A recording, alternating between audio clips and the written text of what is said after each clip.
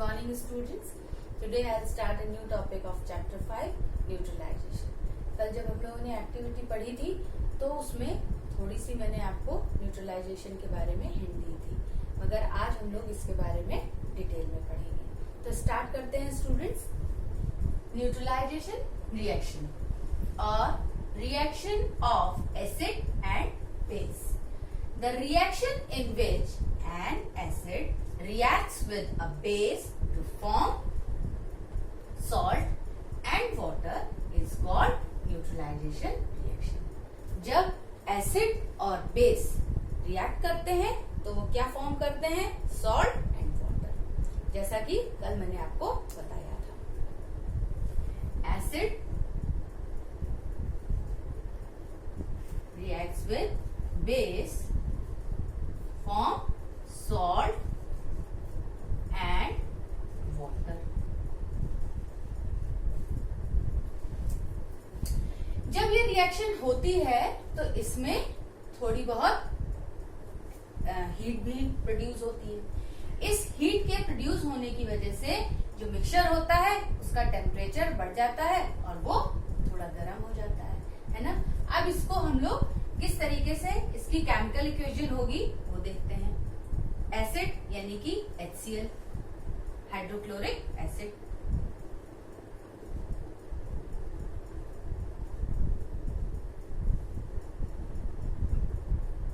Hydrochloric acid plus base यानी NaOH, जिसे क्या बोलते हैं? Sodium hydroxide.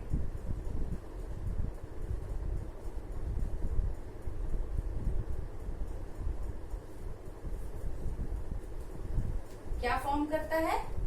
सॉल्ट फॉर्म करता है। ये Na रिएक्ट करता है इस Cl के साथ और क्या बनाता है? NaCl, जिसे हम लोग बोलते हैं सोडियम क्लोराइड।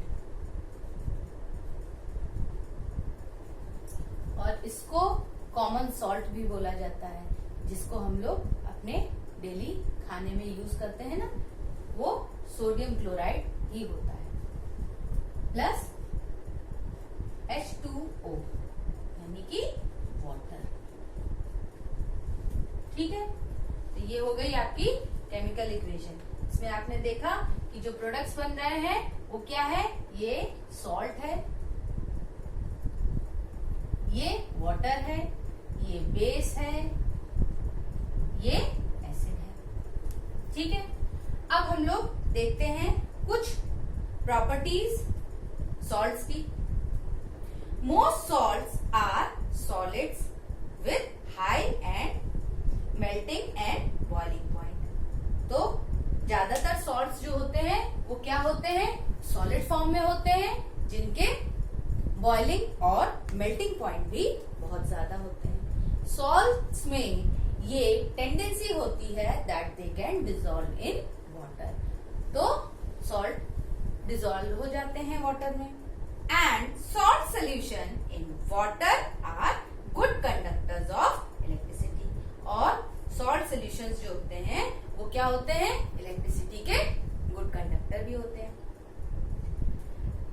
कुछ एग्जाम्पल्स और उनके यूजेस।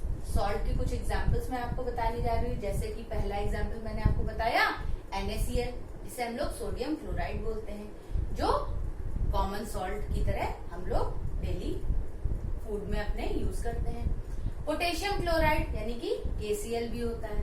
इसी तरीके से आप लोगों ने फिटकरी के बारे में पढ़ा होगा, उन्हें पोटाश एलम्स बोलते हैं, है ना। Silver nitrate AgNO3। तो these are some common examples of salt. ठीक है, AgNO3 ये किस में यूज होते हैं? ये ज्यादातर developing films in photography. Photography में जो फिल्म्स डेवलप किए जाते हैं उसमें इनको यूज किया जाता है। और ये रिएजेंट की तरीके से भी यूज होते हैं लेबोरेटरीज में। ठीक है, नाउ ये हम लोगों का यहाँ पे कंप्लीट हो गया। Now the next topic is neutralisation in everyday life. Neutralisation हम लोगों को हमारी एवरीडे लाइफ में किस तरीके से हेल्प करते हैं। ठीक है, इसके कुछ कॉमन एग्जांपल्स मैंने आपको यहाँ पे बताए हैं। Indigestion, soil treatment, ends and बीज स्टिंग। तो इंडाइजेशन में किस तरीके से ये हेल्प करते हैं, कभी कभार आप लोग देखते हैं कि जब आप लोग बहुत खाना खा लेते हैं या कभी कभार खाली पेट रहते हैं, पेट में दर्द होता है या हम लोगों को एक अलग सी खट्टी डकारें सी आने लगती है ना, वो जस्ट बिकॉज ऑफ कि आपकी बॉडी में ज्यादा एसिड फॉर्म हो रहा है और उसकी वजह से आपको क्या होता है, पेट में दर्द होने लगता है ना। तो इसमें क्या होता है, हम लोगों की जब बॉडी में खाना हम लोगों का जब डाइजेस्ट होता है तो बॉडी में कुछ एसिड सिक्रीट होते हैं, है ना। तो कॉमन एसिड जो हम लोगों का बॉडी में सिक्रीट होता है वो HCl होता है, हाइड्रोक्लोरिक एसिड। तो इसको न्यूट्रलाइज करने के लिए हम लोगों को बेस लेना पड़ता है, यानी कि एंट एसिड्स लेने पड़ते हैं जो कि एसिड को न्यूट्रलाइज करते हैं। और जब न्यूट्रलाइज हो जाते हैं तो हम लोगों को रिलीफ मिल जाता है। मिल्क ऑफ मैग्नीशिया आप लोगों ने सुना होगा, इनो, है ना, और डाइजीन। तो these are some common antacids. तो इनकी वजह से क्या होता है, हमारी बॉडी का जो एसिड होता है वो न्यूट्रलाइज हो जाता है और हम लोगों को रिलीफ मिल जाता है। ठीक है, इसी तरीके से दूसरा एग्जाम्पल है सॉइल ट्रीटमेंट। तो प्लांट्स जो होते हैं वो ज्यादा एसिडिक या ज्यादा बेसिक जब सॉइल हो जाती है, नेचर हो जाता है सॉइल का, तो वो ग्रो नहीं कर पाते हैं क्योंकि सॉइल हमेशा प्लांट्स हमेशा न्यूट्रल सॉइल में ही ग्रो करते हैं, है ना। तो समटाइम्स क्या होता है कि excessive use of chemical fertilisers, तो केमिकल फर्टिलाइजर का बहुत ज्यादा यूज करने की वजह से सॉइल की जो टेंडेंसी होती है वो कैसी हो जाती है, एसिडिक हो जाती है, सॉइल एसिडिक नेचर में हो जाती है। तो इसकी वजह से प्लांट्स ग्रो नहीं कर पाते हैं। अब इसमें जिस तरीके से मैंने बताया न्यूट्रलाइजेशन करने की मतलब कि अगर ज्यादा एसिडिक है तो उसमें थोड़ा बेस मिला देंगे तो वो न्यूट्रल हो जाएगा, है ना, उसका पीएच न्यूट्रल हो जाएगा। तो जब ज्यादा केमिकल फर्टिलाइजर्स यूज किए जाते हैं तो क्या होता है, उसमें कुछ बेस मिला दिए जाते हैं, जैसे क्विकलाइम, जैसे जिन्हें क्या बोलते हैं, calcium oxide, slaked lime, calcium hydroxide, जो मैंने आपको कल बताया था, CaOH का होल ट्वाइस कैल्शियम हाइड्रोक्साइड, है ना, स्लेक्ड लाइम होता है। तो इसे मिलाने से क्या हो जाता है कि जो सॉइल होती है उसका नेचर या उसकी टेंडेंसी न्यूट्रल हो जाती है और वो प्लांट्स के लिए सूटेबल हो जाती है। इसी तरीके से जब ज्यादा ऑर्गेनिक मैटर डिके होता है, the decaying organic matter is added to the soil when it is too basic.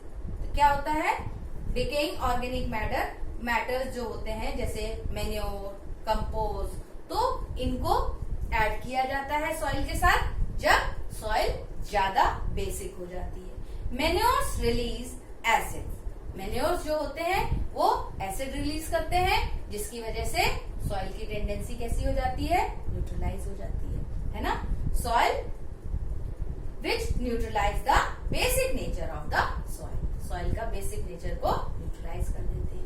इस तरीके से न्यूट्रलाइजेशन सॉइल ट्रीटमेंट में भी हेल्प करता है। अब हमारा नेक्स्ट एग्जाम्पल है एंड्स एंड बीज स्टिंग। कभी कभार आप लोगों ने देखा होगा जब हमारी बॉडी पे मधुमक्खी काट ले या चींटी काट ले तो हम लोगों को एकदम बहुत ज्यादा इचिंग या स्वेलिंग हो जाती है ना वहां पे, और वो पोर्शन रेड हो जाता है। ये इसलिए होता है कि ये इंसेक्ट्स क्या करते हैं, फॉर्मिक एसिड रिलीज करते हैं, और जब एसिड रिलीज करते हैं तो हम लोग अगर ऊपर से बेस को अप्लाई करें तो क्या होता है कि उस पोर्शन के दर्द को, वो पोर्शन का दर्द जो होता है वो कम हो जाता है जस्ट बिकॉज ऑफ न्यूट्रलाइज हो जाता है वो, और इसी वजह से हम लोगों को पेन में रिलीफ मिल जाता है। तो उसमें हम लोग क्या यूज कर सकते हैं, जैसे लैक्टोकैलामाइन होता है या क्या होता है कि बेकिंग सोडा, जिसे क्या बोलते हैं हम लोग, सोडियम हाइड्रोक्साइड, हाइड्रोजन कार्बोनेट बोलते हैं, है ना। इनको बेकिंग सोडा या लैक्टोकैलामाइन, जैसे लैक्टोकैलामाइन में क्या होता है, जिंक कार्बोनेट होता है, ठीक है, तो ये क्या कर देते हैं, उस पोर्शन को न्यूट्रलाइज कर देते हैं on the stung area on the skin, this reduce swelling and pain. और ये क्या होता है, जैसे ही हम लोगों ने स्टंग एरिया पे उस लैक्टोकैलामाइन जिंक कार्बोनेट जिसे बोलते हैं उसको लगाया या बेकिंग सोडा को हम लोगों ने थोड़ा सा रब किया, तो थोड़ी देर बाद हम लोगों का पेन और जो स्वेलिंग होती है वो रिड्यूस हो जाती है और हम लोगों को आराम मिल जाता है। तो ये हमारे कुछ कॉमन एग्जाम्पल थे, हमारे एवरीडे लाइफ के कुछ एग्जाम्पल्स थे जिसमें हम लोगों को न्यूट्रलाइजेशन इस तरीके से हेल्प करता है, ठीक है। तो स्टूडेंट्स, हम लोगों का ये टॉपिक खत्म हो गया है और ये टॉपिक ही नहीं, इनफैक्ट हम लोगों का ये चैप्टर ही आज कंप्लीट हो गया है। और अगर आप लोगों को कोई भी प्रॉब्लम हो इस चैप्टर में तो प्लीज आप लोग मुझसे पूछिएगा जरूर, बट प्लीज स्टूडेंट उससे पहले आप लोग अपनी बुक से इस चैप्टर को रीड जरूर करिएगा। रीड करने से आपको अच्छे तरीके से ये चैप्टर समझ में आएगा। Thank you.